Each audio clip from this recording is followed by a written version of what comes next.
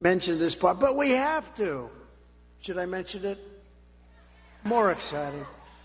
Okay, so remember this. Ron DeSantis. Did anyone ever hear of DeSantis? The sanctimonious DeSantis. No, Ron DeSantis strongly opposed ethanol. Do you know that? And we don't even know if he's running, but I might as well tell you. If he's not running, I'll say he was fine on ethanol. Don't worry about it.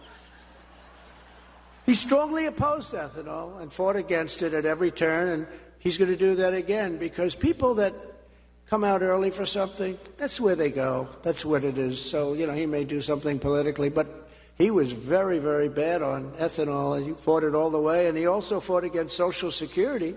He wanted to decimate it and voted against it 3 times. Voted against Social Security. That's a bad one. A lot of people don't know that, but I think they've been finding out over the last 4 weeks. One of the reasons that we're zooming in the polls, perhaps. Maybe that's one. Maybe it's other things, too. It's really based on what we've done, I think.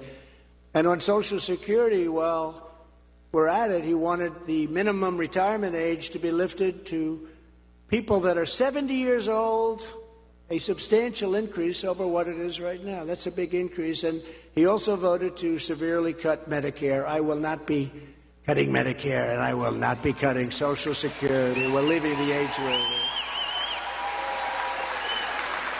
But you have to remember, Ron was a disciple of Paul Ryan, who is a rhino loser who currently is destroying Fox and would constantly vote against entitlements. He would just vote against. Remember that, the wheelchair over the cliffs, the Democrats used it. The wheelchair over the cliff commercial, very effective. That was about him. But Paul Ryan's a big reason that Mitt Romney, I'm not a big fan of Mitt Romney, lost his election.